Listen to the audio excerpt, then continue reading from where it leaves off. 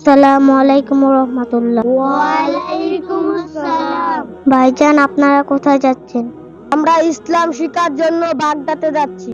সেখানে কি ইসলাম শিখায়? জি আলহামদুলিল্লাহ, সেখানে ইসলাম শেখানো হয়।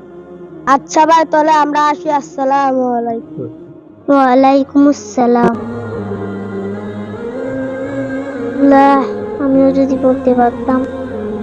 মা, আমিও ইসলাম শিখতে চাই। অনেক ভাইদেরকে দেখলাম বাগদাদ যাচ্ছে ইসলাম শিখার জন্য, তাই আমিও ইসলাম শিখতে চাই। বাবা, আমার অনেক ইচ্ছে তোমাকে অনেক বড় আলেম বানাবো। আচ্ছা ঠিক আছে, আমি তোমার বাবার সাথে কথা বলে পরে তোমাকে জানাবো।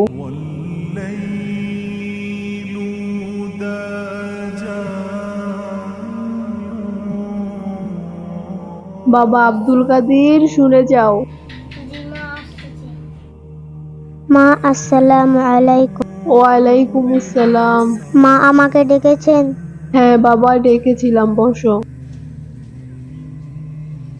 তোমার বাবার সাথে কথা বলেছি, তোমার বাবা বলেছে বাগদাদে যাওয়ার জন্য। ইনশাআল্লাহ মা, আমি নিশ্চয়ই যাব। বাবা, তোমার ব্যাগে সব কাপড় চোপড় গুছিয়ে রেখেছি, তুমি এই জামাটা পরে নাও।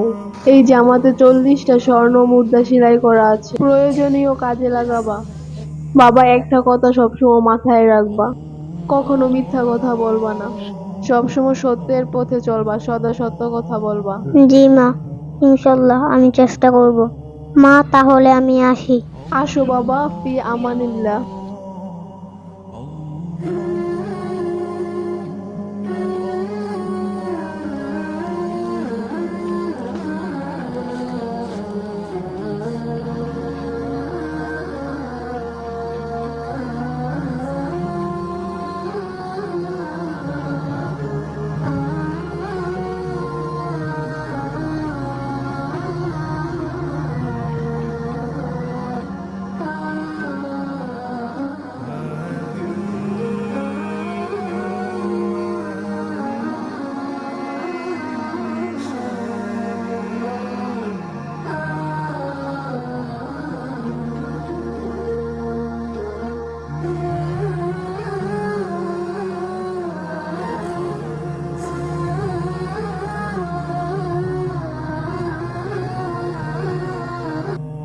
ভাই, আপনারা সবাই এখানে দাঁড়ান।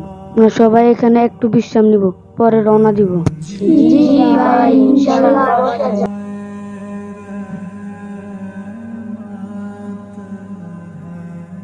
ওস্তাদ, অনেকদিন ধরে তো ডাকাতি করতে পারতাছি না, এই করলে কি হবে? একটু সবুর করো, যেহেতু পাইতেছি না তাহলে আর বড় কিছু পাবো। আর যখনই পাবো তাহলে সবকিছু উসুল করে নেব। আরে, এখানে কত করে মুসল্লি দেখা যাচ্ছে। যাই, উস্তাদকে গিয়ে জানাই।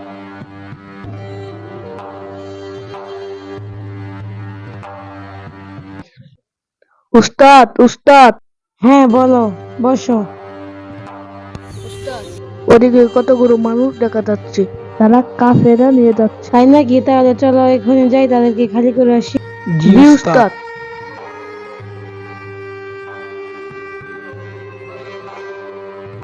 ভাইজান, আমরা যে এখানে বিশ্রাম নিচ্ছি, জায়গাটা কি নিরাপদ তো? ভাই, তা তো আমরা জানি না, আমরা সবাই ক্লান্ত, তাই একটু বিশ্রাম নিয়ে পরে রওনা দিব।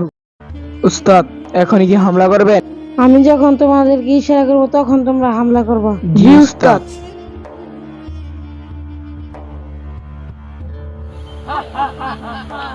যা আছে সব দিয়ে দে যদি বাঁচতে চাস।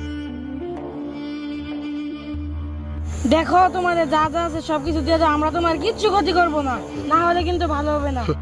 আমাদের কাছে কিছু নাই, আমাদেরকে ছেড়ে দাও। তোর এত বড় সাহস!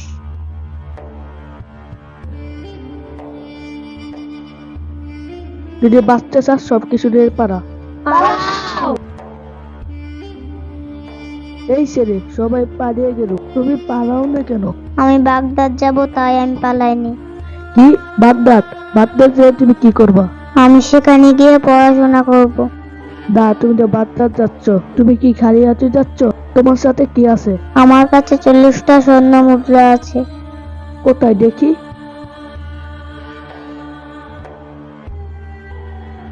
কই, আমি তো কিছুই পাই। আয়, তোকে উস্তাদের কাছে নিয়ে যাই। উস্তাদ, তার কাছে 40টা স্বর্ণ মুদ্রা আছে, আমি খুঁজে পাই নাই। তাই নাকি? কই দেখি।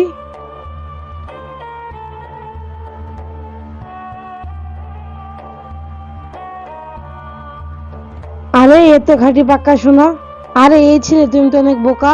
তুমি তো চাইলে এই স্বর্ণগুলো লুকিয়ে রাখতে পারতা, কিন্তু তুমি সত্য কথা কেন বললে? আমার মায়ের আদেশ আমি যেন কখনো মিথ্যা কথা না বলি। আর আমাদের রাসূল বলেছে মিথ্যা সকল পাপের মা। আর যারা মিথ্যা কথা বলে কাল হাসরে আল্লাহ তাআলা তাদেরকে অনেক বড় শাস্তি দিবেন। কি, মায়ের আদেশ? আর মিথ্যে বললে গুনাহ হয় নাকি? জি, মিথ্যা বলা কবিরা গুনাহ। আচ্ছা, তুমি তো আমাকে স্বর্ণ মুদ্রাগুলি দিয়ে ফেললা, তাহলে তুমি বাগদাদ কিভাবে যাবে? আমি আল্লাহর উপর ভরসা করি আর বিপদে তার কাছেই সাহায্য চাই। তাই আমাকে আমার আল্লাহই সেখানে পৌঁছিয়ে দিবে ইনশাআল্লাহ। এই ছেলেটা সাধারণ একটা মিথ্যে কথা বলতে এত ভয় পায়, আবার বলছে মায়ের আদেশ কখনো অমান্য করে না। আর এইদিকে আমি হাজার হাজার মিথ্যে কথা বলেছি, মানুষের মনে কষ্ট দিয়েছি, কতজনকেই না হত্যা করেছি, আর আমার মনের ভিতরে একটু ভয়ও নেই। বাবা, আমি আমার ভুল বুঝতে পেরেছি, তুমি আমাকে ক্ষমা করে দাও। ক্ষমা আমার কাছে নয়, আল্লাহর কাছে চান। নিশ্চয়ই আল্লাহ আপনাকে ক্ষমা করবেন। সত্যি বলছো তো, আল্লাহ আমাকে ক্ষমা করবে? আমি যে গুনাহ করেছি, মনে হয় না কখনো এই গুনাহ মাফ হবে। আপনি তওবা করুন, নিশ্চয়ই আল্লাহ তাআলা আপনাকে ক্ষমা করবেন। আর আমার জন্য দোয়া করবেন, আমি যেন বড় আলেম হতে পারি।